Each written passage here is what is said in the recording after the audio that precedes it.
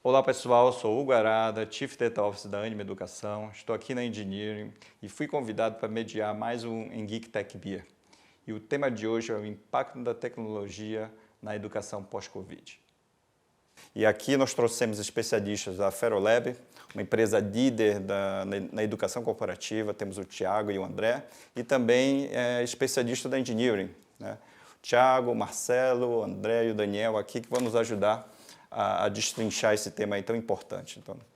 Então para começar, né, eu queria convidar aí o Thiago para a gente ver, né, como é que vocês veem todo esse processo pelo qual o setor de educação aí passou com a pandemia.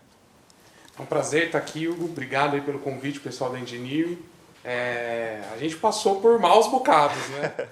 Como todo mundo, né? Foi um setor que passou de um must-have, né, para agora não sei mais se eu preciso, deixa aqui quietinho e tal, e que era predominantemente, principalmente a educação formal, né, a educação básica que a gente conhece nas escolas, presencial.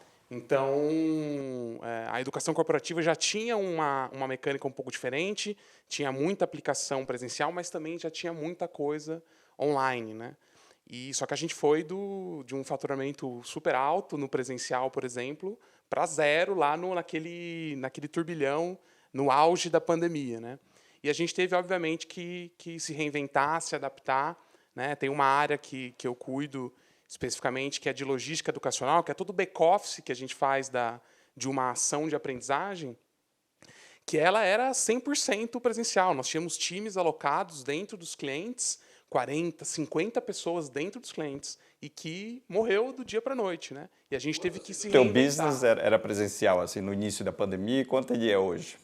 Do presencial? Sim. Está começando a voltar o presencial. Alguns clientes só para o ano que vem, já falaram que só para o ano que vem, e alguns clientes estão voltando, né? A gente tem cliente da área de varejo, por exemplo, que tem uma pressão um pouco maior, da área de trade, por exemplo, que as lojas estão abertas, shopping está aberto, vai para lá, né? Mas o mundo mais corporativo, banco, etc., é um pouco mais conservador. Então, a gente já está hoje tudo no online. E que coisa interessante, né? O banco antes nem abria para a gente, por exemplo, fazer uma VPN, ter acesso aos dados do banco de fora da instituição. Os times ficavam alocados lá dentro. Com uma semana de pandemia, a gente estava com acesso a praticamente tudo, né? Então isso foi bastante interessante, já foi uma virada aí de chave. Não, sim, então a resistência, né, que muitas pessoas tinham, né, a adoção de várias tecnologias, e mudou muito, né? É isso mesmo. Então, como você vê isso aí? Qual foi uma tecnologia que você viu assim cuja adoção mudou assim completamente? As plataformas digitais, né, para transmissão dos cursos, tanto síncronos quanto assíncronos, né? O que é o síncrono? É quando você tem aula ao vivo, o professor, né, o facilitador, a gente chama de facilitador, aplicando ali um conteúdo, né? Então, usando uma ferramenta Teams, Zoom, Google Meet, enfim, alguma ferramenta dessa, aplicando ali o conteúdo. E o assíncrono é quando o aluno acessa uma plataforma e consegue navegar pelo conteúdo sozinho, né? É o auto-instrucional. Então, grande parte do síncrono, que antes era feito presencial, foi para o online, né? Sim, a gente tem dados aí do Zoom, né, que saiu de, sei lá, 20 milhões para 200 milhões de usuários, assim, usuários. Né, em algumas semanas, né? É isso aí. Então, acho que essa foi uma das principais mudanças, assim, de sair do síncrono presencial para o síncrono online, né? Então, Eu acho que o Engineering também, né, faz vários treinamentos, né? Eu acho que teve também, vocês passaram por esse processo aí de estar junto com o cliente para fazer assim, um suporte mais à distância, né? É verdade.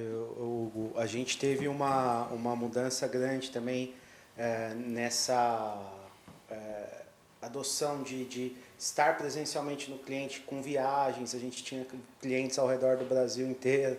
Diminuímos muito essa necessidade de estar até o cliente. Existia essa resistência por parte dos clientes também. Existiam muitos clientes que queriam que você estivesse lá presencialmente. Às vezes era uma reunião de meia hora, você gastava o dia inteiro, entre um deslocamento até Belo Horizonte, por exemplo, fazia essa reunião de uma hora e retornava. Você tinha um tempo de deslocamento gigantesco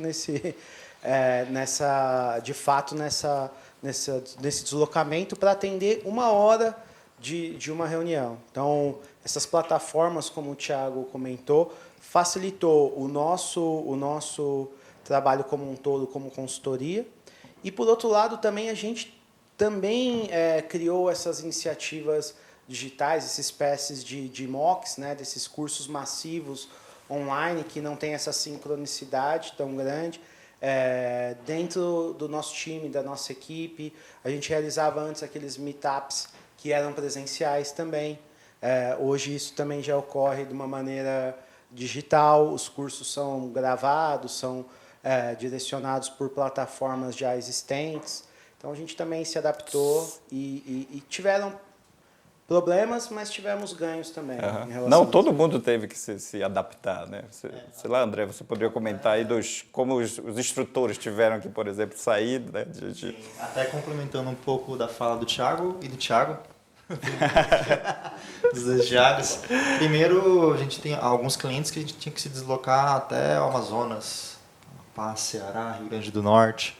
E algumas vezes a gente chegava lá e não conseguia dar o treinamento completo, porque as pessoas simplesmente não iam, a gente não conseguia chegar a tempo, o treinamento era cancelado. E no online não tem isso, né? A abrangência é enorme. O quanto a gente consegue alcançar, o quanto, digamos, o negócio ficou escalável, é enorme, é gigantesco. Então, hoje, em alguns clientes, a gente treinava 400, hoje eu estou treinando 20 mil. 16 mil, um evento com 1.600 pessoas vendo, poxa, é incrível, se a gente parar para pensar. E do ponto de vista de dados, o quanto demorava para um dado presencial às vezes chegar para a gente. E hoje, com online, o tanto de massa de dados que a gente tem para poder trabalhar, retroalimentar o que a gente está fazendo para melhorar, não é? E assim gerar mais e mais dados. Isso é incrível também. Então a gente pode dizer que é o lado B bom, né?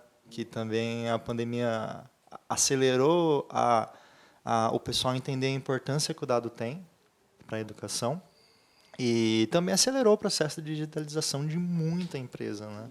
De muita empresa. Esse ponto é fundamental. Esse processo de digitalização, só complementar esse ponto. As economias hoje são digitais, né? A gente vive em economias de informação. E a educação, ela é um sistema tradicional. Ela vem de um sistema tradicional que tem mais de 100 anos. O formato como a gente aprende até então, formato de classes e tudo mais, progressão contínua, ano a ano, ou de fases para a educação corporativa, etapa 1, etapa 2. E por ser muito tradicional, é um processo inerente de toda a indústria e todo o mercado tradicional, é demorar a se digitalizar. Por mais que a gente já tivesse uma indicação muito forte da indústria desses cursos massivos, então a indústria hoje trabalha muito forte com esses cursos massivos, começou bem antes do que a educação como um todo, a gente já tinha esses indícios dessa digitalização, né? E agora a gente consegue ter esse ativo digital. Quando tem a pandemia ela aumentou, acelerou, né? Ela acelerou essa etapa, né, de digitalização. Isso. Algo que já estava numa toada um pouco mais tradicional. Acho que a pandemia ela ajudou a acelerar e trazer para o mundo um pouco mais digital, né? Exatamente. Então é isso que aconteceu mesmo. Só tem que tomar cuidado, né, da transformação digital, que fazer uma aula no Zoom, fazer uma aula no Teams não quer dizer que você se transformou digitalmente. Isso, o Marcelo estava comentando isso anteriormente. Tem a ver com mindset, tem a ver com outras coisas. Então é só importante, porque as escolas tradicionais, eu vi muitas delas. A escola do meu filho botou lá a aula no Teams e pronto, fiz. Não, você não fez. Né? Não, a gente está numa era que todo professor virou youtuber, né? Ou teve que virar da marra. Conta aí, Marcelo, a tua mas experiência. Mas você sabe que eu tenho uma visão positiva disso pelo seguinte. Obviamente, por um motivo complicado que foi a pandemia, os professores... No meu caso, eu estava no meio de um curso, né? No curso de Deep Learning, e aí, numa semana ele era presencial. Falei assim, a partir de terça-feira que vem, seu curso é online 5, né? Se vira aí e tal. E aí, como eu sou da área de tecnologia, eu não tive muitos problemas de me adaptar a Zoom, a esse tipo de plataforma, certo? Mas acontece o seguinte, os professores todos mudaram, eles foram forçados, né, a fazer essa mudança. E aí acontece uma coisa positiva que é o seguinte, o professor começa a ver um vídeo do outro e fala, nossa, eu acho que meu vídeo não está tão bom assim e tal. Então, houve uma evolução. Isso, evoluir, né? Isso, o estilo de interação com o aluno também mudou. Tá? Por exemplo, eu dava aula numa instituição, eu gosto, quando é online, eu gosto que seja mais curto. Dá para fazer mais curto do que no presencial. Mas a instituição, por questões legais, tal, tinha que ser o tempo total da aula presencial. Daí eu comecei a fazer o seguinte, para segurar os alunos no intervalo, falei assim, pessoal, que playlist vocês querem deixar no intervalo? Eu colocava assim, tem lá rock clássico, tal, tal. Então, você tem que dar uns toques humanos assim nessa. Houve assim, os professores se adaptaram cada um da sua forma, né, para deixar assim mais interessante para os alunos. Mas o resultado final foi bom, porque hoje, claramente, passado mais de um ano, né, a qualidade do ensino não presencial aumentou muito. As pessoas aprenderam a fazer. Né, foi meio no tranco, assim, foram obrigados. A internet, na verdade, é um crítico assim cruel, né? Sim, então, tem mais essa. Você sabe na hora se seu vídeo funciona ou não. Então, os alunos também são críticos muito rigorosos. Que não existia também, que passou a existir para essas aulas online grandes, o facilitador, para ele estar projetando a tela, Sim. e ele não conseguir ter muita interação no chat, criou-se um perfil de um cara que é tipo um moderador online, assim, um assistente virtual para o facilitador. É um cara que media o chat, é um cara que puxa a turma e tal. Isso foi muito interessante. Isso não existia no presencial. É verdade. Criou um perfil, né? O presencial era legal, que era o seguinte, quando você está dando aula numa turma, uma turma tem 50 alunos, vamos pensar assim, uma turma não tão grande, você tem, como se fosse um algoritmo de machine learning, você classifica o seu sucesso instantaneamente. Você vê pelo semblante das pessoas, né? O cara está começando a fazer outra coisa, o cara já desligou da Hoje minha nem aula. liga Tal, a câmera. né? O pessoal nem liga a câmera. E hoje é mais complicado, mas ainda é possível ter algum feedback, mas a gente sente falta, né? Isso é um ponto que a gente sente falta. Não, legal. Traz um pouco de desafio isso, né? Sem dúvida. Que é a questão de será que o aluno realmente ele está lá e está prestando atenção? Então acho que tem que ter uma série de mecanismos, né? Mas é por isso que tem que ser mais curto também, porque a atenção online, cara, diminui muito do que a atenção no presencial. Exato. Então uma aula de 4 horas tem que ser feita em 1 hora, sabe? 1h30 no máximo. Porque depois você não tem mais o aluno, ele não está mais lá. Então você tem que ser rápido e fazer muita dinâmica. Não, e talvez até esse perfil de moderador que você mencionou, sim, ajuda. É o que faz mais sentido para a retenção do aluno, a questão de atenção, né? Sim. E também ter mecanismos para que o aluno vote se realmente fez sentido, não sei. Isso. Tem que ter alguma forma também de medir se a performance do profissional, do professor, realmente ela foi efetiva com relação ao conteúdo dele também. Sim, mas também a gente está... Opa, fala aí, Thiago. Não, desculpa. Esse ponto de atenção é um ponto bem importante, que a tecnologia está tentando suplantar. O que a gente tem sentidos que vão além da visão e da audição. Então, quando você está na sala, você está explorando todos esses sentidos. No mundo digital, você fica limitado a esses dois. Esses são os dois sentidos. Por isso que a realidade aumentada, ela tenta trazer essa fixação melhor para o ensino online. Então, o próximo passo é a gente sair da tela e trazer isso para o seu ambiente, né? Que é o que eles chamam a realidade de imersão. Eu tenho que estar imerso como se fosse uma sala de aula mesmo, e aí a minha concentração vai estar de fato centrada ali, Sim, que é uma coisa importante nessa questão da qualidade. Começar a entrar tecnologias como holografia, né? Tudo isso, eu acho que a gente tem que trazer mesmo essa experiência de sala de aula presencial para dentro da casa. Vai aí, Ana.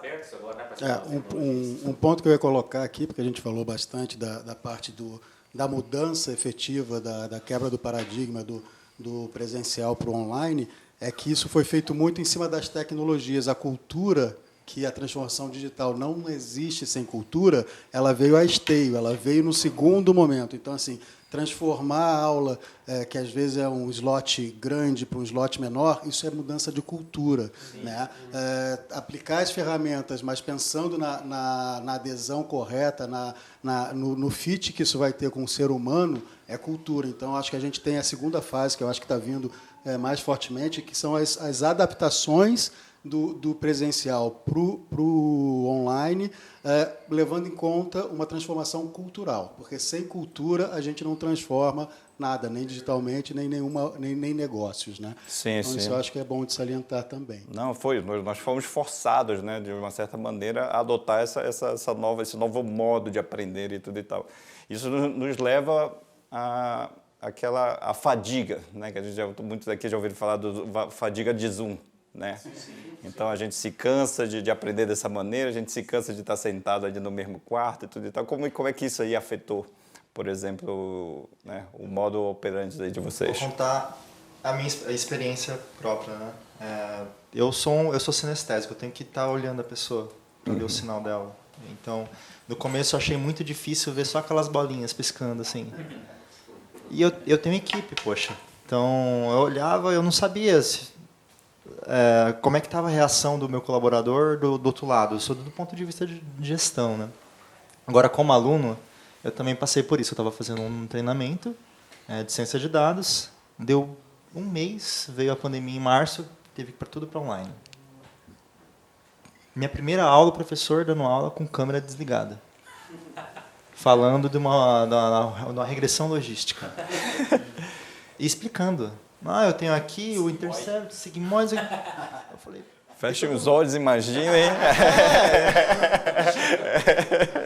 Não, é complexo, não é algo simples. Assim, é a porta de entrada, querendo ou não, para a ciência de dados, mas, poxa, você vai de...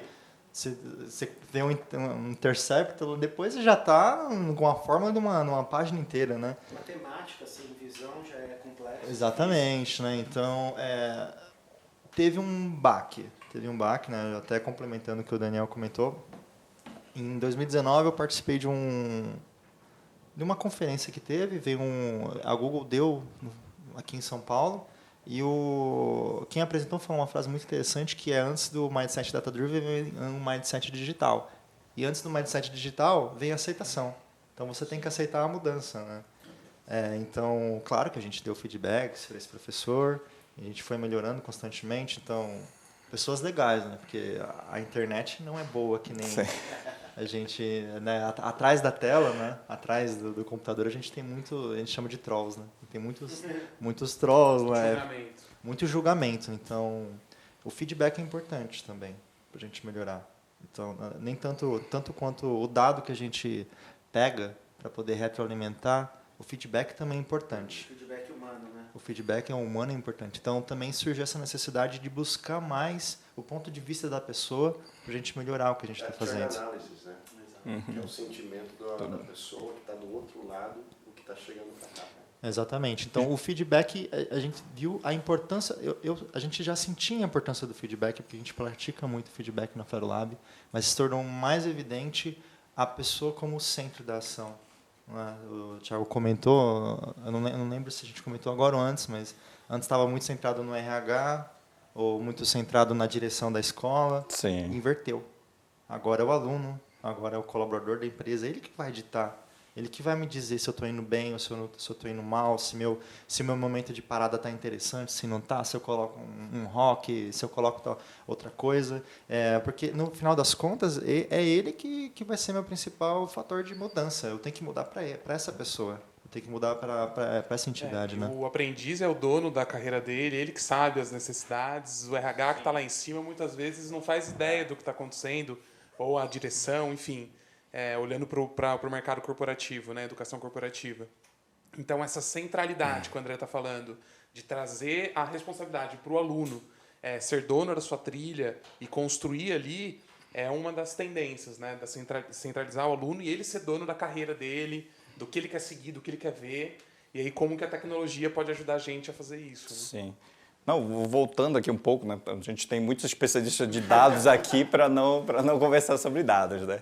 Então, como você vê, né? Quais são os dados novos que a gente passou a ter, né, dos nossos alunos que a gente não conhecia e como que isso pode nos ajudar, por exemplo, a resolver o problema que nós temos agora de fadiga, né? As pessoas tiveram que se reeducar sobre o socioemocional, né? Como se comportar, né? Dado todas essas mudanças pelas quais a gente passou, né? E teve muitos períodos muito longos de isolamento, né? Então as pessoas realmente têm que se reeducar, né? Lembrar de como que era, né, a vida pré-pandemia. Criou criou-se o síndrome do casulo, né? Porque muitos profissionais estão trabalhando de casa, né? As pessoas não estão saindo de casa, né? Acho que é o que está invertendo agora, né? Isso. Mas criou-se a síndrome do casulo, né? Da pessoa que fica em casa e tal, e tem toda a informação de uma linha digital, né? Mas eu acho que um ponto que eu vi que o André mencionou aqui também, eu acho que também nada substitui o contato humano, né? A questão de você ser sensitivo, o que está passando por trás, o que está acontecendo. Então isso daí é algo que acho que se perdeu um pouco nessa camada digital que a gente vive. Educação é um processo entre humanos, né? Exatamente, exatamente. Nós Então, somos sociais, né? Então, eu acho que o que foi muito positivo no quesito da educação é que uma linha tradicional que a gente tinha, ela trouxe para a digitalização um caminho um pouco mais data-driven, né? Sim. Só que ao mesmo tempo se perdeu um pouco, né? Não em todos os aspectos, acho que tem excelentes professores que souberam lidar muito bem com isso daí. Muita gente criar ganhando imagem, dinheiro, né? então, exatamente. Você está sabendo de uma série de youtubers, né? Que, claro, muitos têm excelentes conteúdos, outros nem tanto. Eu não sei quem comentou aqui, né? Vários novos empregos surgiram, né? Não é só quem está apresentando. Tem TikToker. Não é youtuber, mas youtuber já foi. Cartesiano Y, cartesiano X. Não, Vai lá, eu acho que é uma Thiago. coisa bem nessa linha, né? Feedback, né? Como a gente faz um feedback positivo. E linkando com a pergunta, que tipo de dado novo a gente tem com esse modelo digital, né? Como o Marcelo falou, os dados, sendo um pouco mais abstratos, eles tinham um tempo, um life cycle para chegar na fase analítica muito longo. No presencial. Eu recebi uma avaliação, uma nota, cada 2 meses, isso ia para o meu professor, o professor depois consolidava, que ia para a coordenadoria, um trabalho mecânico para a diretoria. Eu tinha era muito longe do real time, muito mesmo. Era um processo, primeira coisa, encurtou esse tempo, na minha visão. Eu tenho agora a avaliação desse aluno quase em real time. Eu posso botar ali vários forms, várias questões, várias coisas online para ver se fixou o ensino do usuário e tal. Segundo ponto, eu sempre acredito, eu sempre trabalhei com dados minha vida inteira dentro do TI, e eu sempre acreditei que o dado serve ao intuito maior do business, e também acho que aí tem que servir, a inteligência artificial ela tem que servir o intuito humano. Então eu sempre acredito que a gente vai ter uma simbiose, né? uma junção positiva dessas duas tecnologias.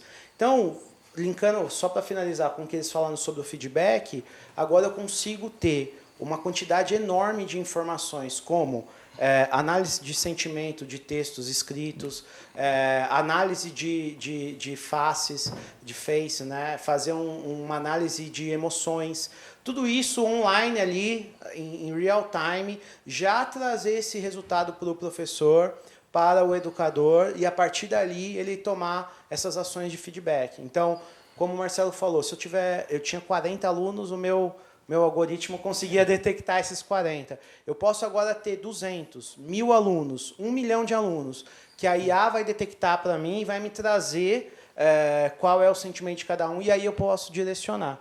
Né? Sim. Thiago, você... Desculpa. Não, eu ia só complementar o que eu achei curioso, que você falou das tecnologias online, só que antes da pandemia, a gente estava pesquisando maneiras, por exemplo, de marcar presença do aluno no presencial, sem que o professor, o facilitador tivesse... Não, tem que botar uma câmera em cima, você tem que medir quanto tempo o cara tá na sala, porque não vai dar presença só de entrar e sair, não, tem que medir quanto tempo. Você tem que ter um banco da face do cara para saber... Acabou. Acabou.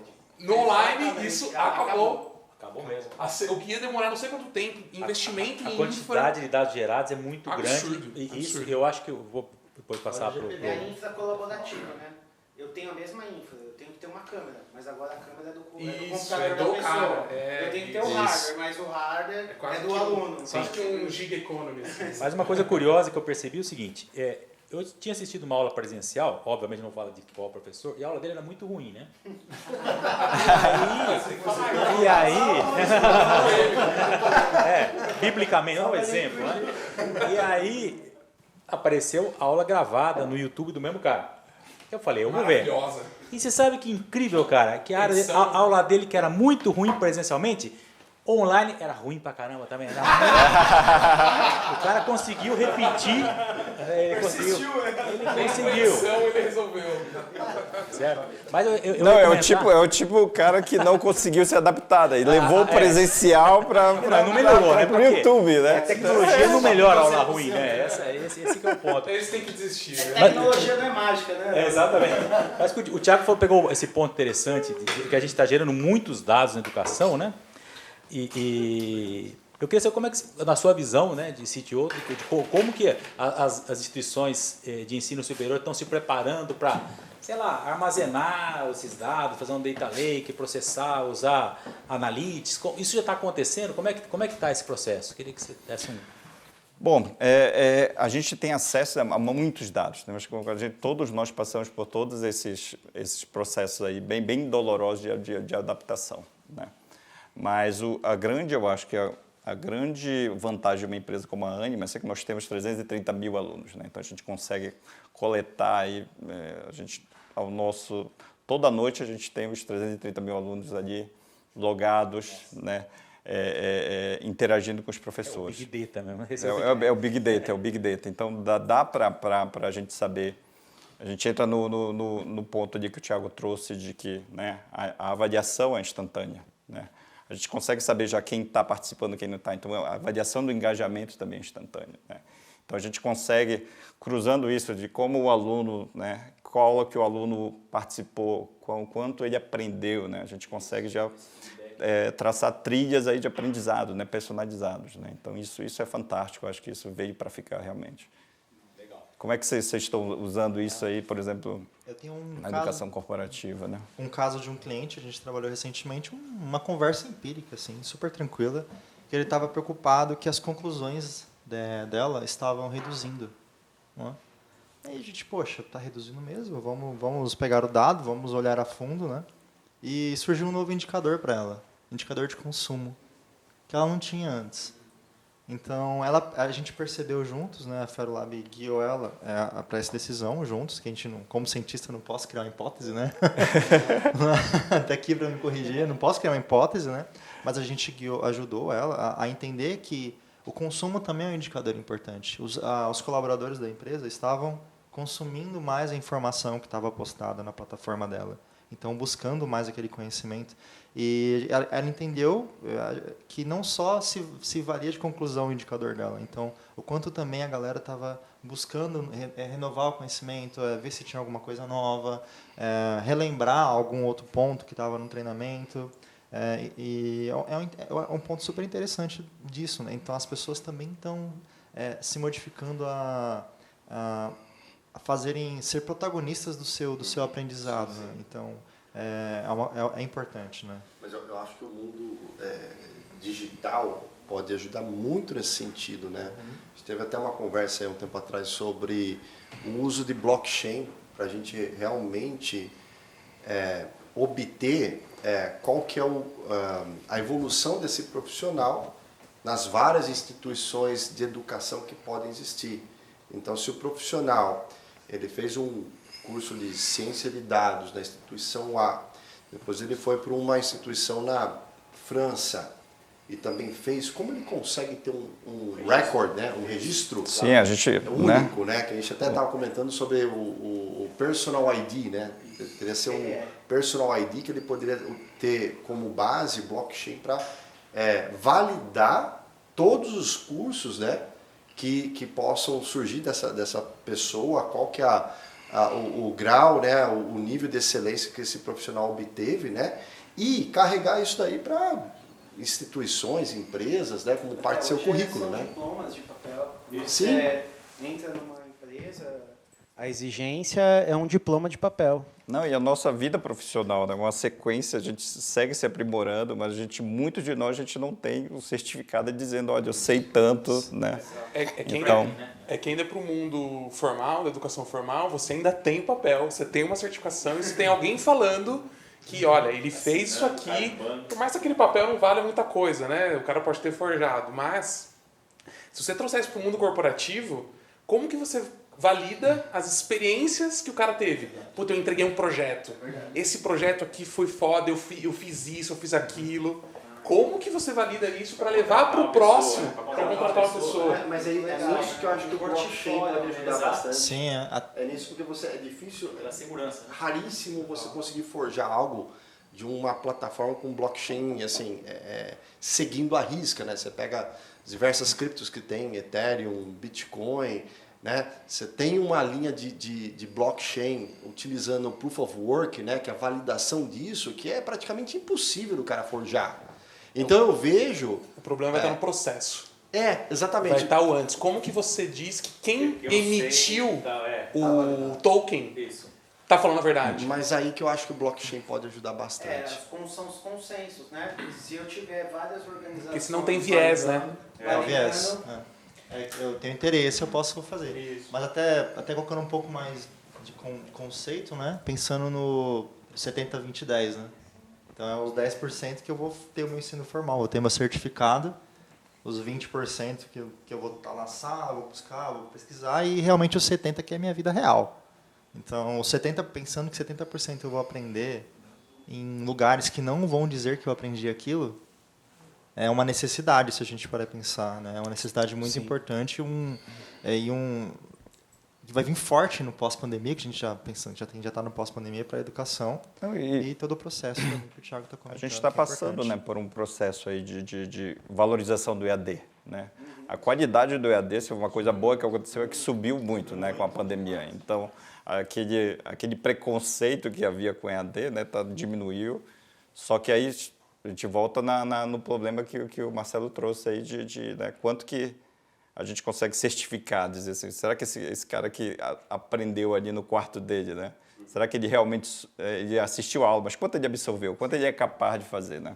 Aí eu acho que realmente blockchain e instituições assim, né, que Tem certificadoras se a gente olhar o mercado de TI para a educação, TI eu vejo que sempre foi a ponta de lança em vários cenários de inovação. Na educação também. Se você olhar, por exemplo, internamente, o mercado... Vou ter que sair um pouquinho do mundo de dados, porque hoje um mestrado, um doutorado em dados é mais valorizado.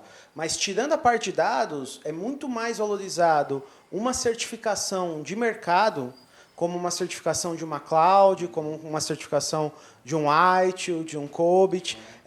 Você tem muito mais valor e peso nessas certificações do que uma educação tradicional como um mestrado. Para um programador, para quem quer desenvolver a carreira de arquiteto, programador/arquiteto no futuro, as empresas certificadoras fora do mundo acadêmico são muito mais relevantes. A Academia SAP, por exemplo, quando veio para o Brasil, é muito Google, mais relevante, né, do que metodologia ágil, do que as certificações externas. E se você pegar algumas certificadoras, como o GCP, vou dar um exemplo do GCP, a certificação já está em blockchain.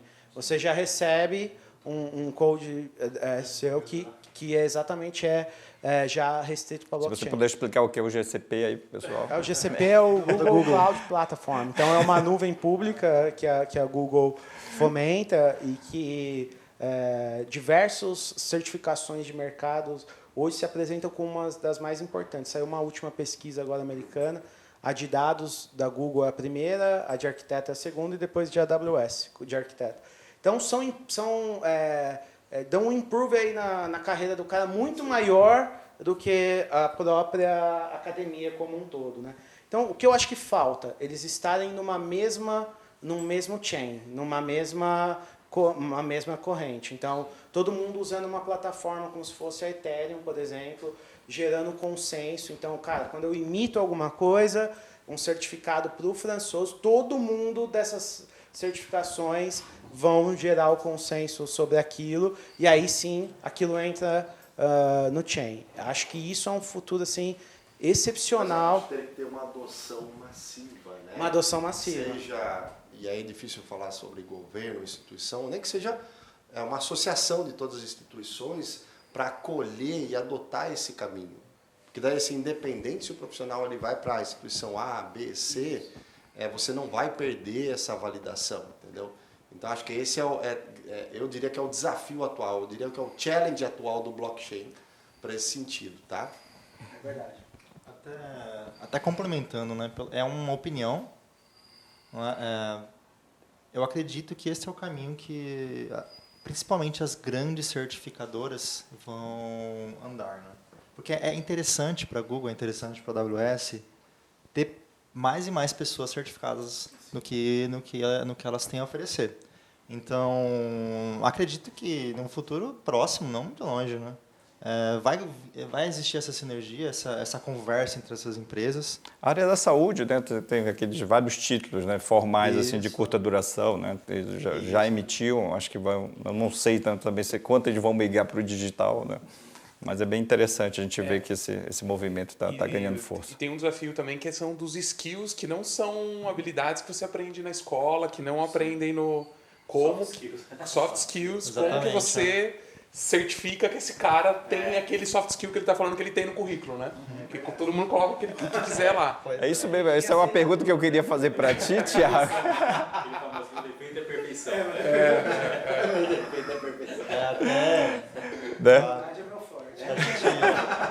Até pra gente, só para concluir, né, para todo mundo tomar um gole aqui em conjunto,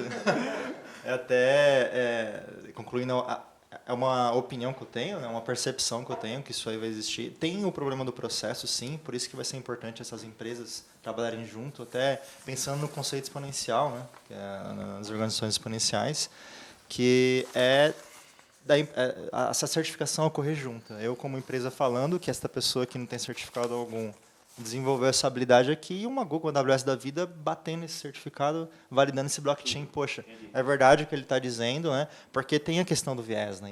E o viés é aquela parte do ruim, né? Poxa, é o cara que eu gosto, eu vou dar o blockchain para ele, entendeu? Isso não é legal. Muitas vezes o viés é inconsciente. Sim, também você tem nem essa. sabe que você está com aquele viés, mas tem, e você vai lá e certifica o cara que ele tem aquele soft skill. Né? Uhum. Não, mas como eu queria só fazer uma pergunta aí para o Thiago, para terminar, nós temos aí 5 minutos. O Thiago Françosa. Dois Thiagos. Não, a gente mencionou nessa parte dos social skills, né? Mas ao mesmo tempo que a gente está aprendendo sozinho, em casa. Né? Como que vocês estão resolvendo esse problema? A gente tem, por exemplo, plataforma com inteligência artificial, com algoritmo de aprendizagem, né, que aprende ali sozinho, que direciona também o aluno, baseado nas preferências dele, pela trilha que ele deveria percorrer. Então, poxa, se eu quero, dentro da empresa, ser um cientista de dados, quais são as trilhas aqui dentro da minha plataforma que eu deveria percorrer para poder atingir ali? E também quais são os soft skills que eu deveria ter para conseguir ir? Porque nem só o cientista de dados não é só de técnica que vive, né? Então, quais habilidades que ele tem que ter? Então, ele também direciona para um outro lado de conteúdo mais socioemocional, mais de liderança, de inteligência emocional, para que ele consiga ter essas habilidades. E aí, consequentemente, isso deveria estar conectado num processo de que o líder certifica que ele aprendeu, a plataforma certifica que ele fez, o líder certifica que ele aplica, e alguém terceiro talvez tem que certificar que ele de fato está bem, para poder gerar um token lá na rede, lá no blockchain. Isso tudo digital, né? 100% digital. Não, 100% digital. Que é uma baita de um desafio isso. Estou falando nada do cara, não. O líder está observando o cara. Não, está tudo ali. É isso aí. Porque uma coisa é você ser treinado num aspecto técnico, tirar uma certificação GCP da Google, né? Provar, isso daí realmente é um aspecto mais, não simples, mais objetiva de ser provada. A questão é soft skill, né? Como que você de fato vai medir isso numa linha digital? Acho que em alguns aspectos sim é possível. Né? Você vai pegar aspectos de liderança, consegue medir através da condução de reuniões, enfim, tem uma série de formas de Tem você ferramentas, obter esse tipo de informação. Mas eu acho que não é 100% tudo que no aspecto digital você consegue também, né, absorver. Mas ainda é uma um discussão, desafio. Primeiro, não tem ninguém Cara. fazendo isso.